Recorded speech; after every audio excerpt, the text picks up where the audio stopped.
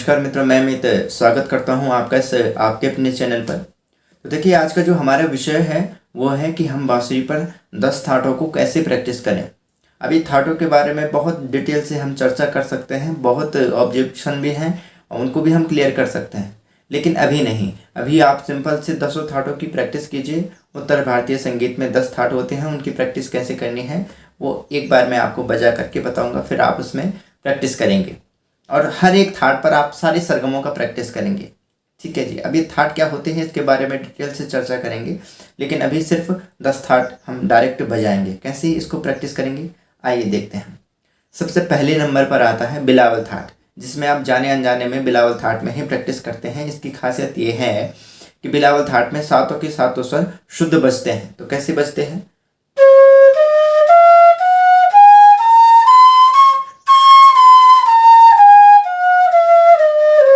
ये है बिलावल थाट में सरगम। अब इसी में आप सारे सरगम में प्रैक्टिस करते हैं। सारे गा मा पा सा रे रे, सारे गा मा सा गा रे मा। सारी प्रैक्टिस आप बिलावल थाट में करते ही हैं और कर सकते हैं। इसको बेहतर बनाना है। उसके बाद दूसरे नंबर पर आता है कल्याण थाट। इसकी खासियत क्या है? इसमें मा तीव्र लगता है। तो कैसे?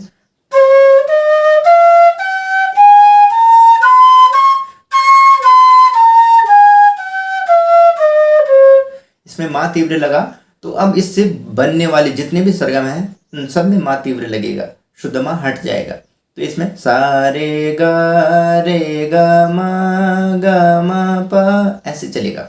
ठीक है जी। तो अब इसके बाद तीसरे नंबर का थाट आता है खमाज थाट। उसमें क्या खासियत है? उसमें नी कोमल लगता है, बाकी सब शुद्ध लगता है। तो कैसे?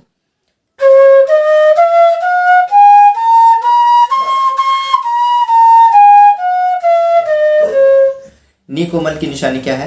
ऐसा है 30% तक।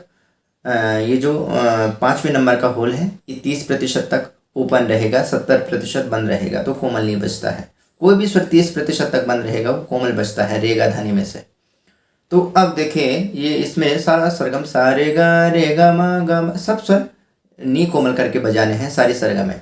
तो उसमें आप समझ जाइए कि खमास थाट में आपकी प्रैक्टिस चल रही है। अब चौथे नंबर का आता है काफ़ी। तो काफ़ी की प्रैक्टिस कैसे करें? काफ़ी थाट की, उसमें गा भी कोमल लगता है और ने भी कोमल लगता है। तो कैसे?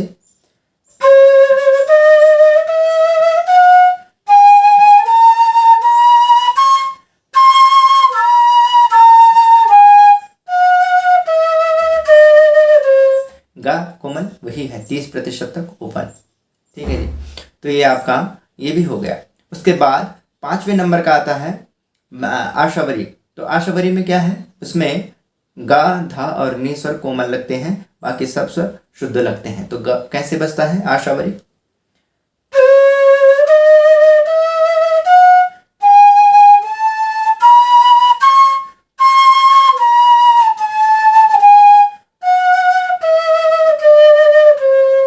यह है आशावरी।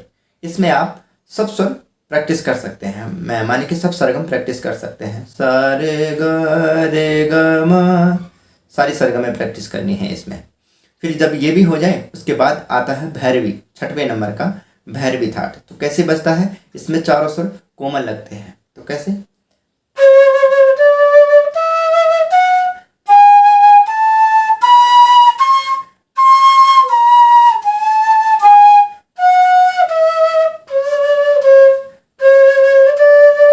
तो ऐसे करके इसका भी आप प्रैक्टिस कर सकते हैं। इसमें चारों स्वर कोमल बजेंगे। और कैसे बजेंगे ये कोमल स्वर के विषय में आपको पहले ही बताया है। तो अब इसमें ही सारी सरगमों का प्रैक्टिस सा रे गा मा पा ऐसे चलेगा। तो इसमें भी प्रैक्टिस करने के बाद आता है 7वें नंबर पर भैरव थाट। अभी भैरव कैसे बजता है? इसमें है रे और धा कोमल लगता है। तो कैसे बजेगा?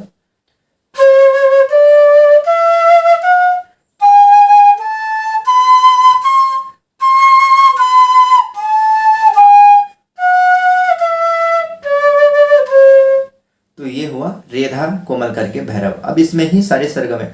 सा रे गा मा। तो ऐसे करके आपने इसमें पूरा प्रैक्टिस करना है भैरव थाट में सारी सरगम में। अब आता है मारवा। मारवा में क्या होता है? उसमें माँ तीव्र बजता है और रे कोमल। तो कैसे?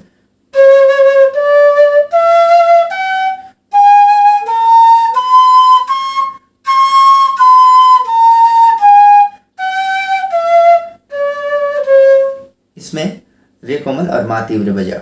इसमें ही सारी सरगम का प्रैक्टिस किया, सारे ग मा, ये पूरा जितना भी सरगम है इसमें प्रैक्टिस किया। अब बारी आती है 9वें नंबर के पूर्वी थाट की।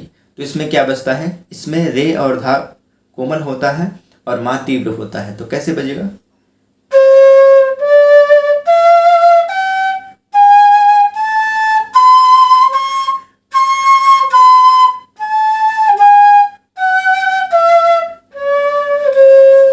ये पूर्वी थाट। इसमें आप सारे सरगमों का रियाज कर सकते हैं। अब इसके बाद लास्ट में आता है तोड़ी थाट। अब तोड़ी की खासियत क्या है? तोड़ी में रे गा धा कोमल लगते हैं और मा तीव्र लगता है। तो कैसे?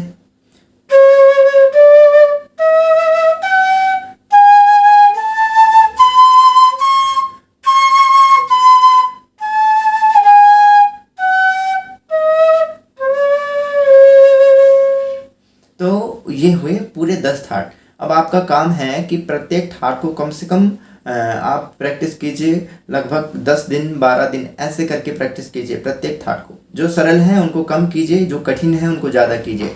जैसे भैरवी हो गया, भैरव हो गया, ये कठिन है। तोड़ी हो गया, पूर्वी हो गया, ये कठिन है। और ये जैसे ऊपर बिलावल तो आपको आता ही है।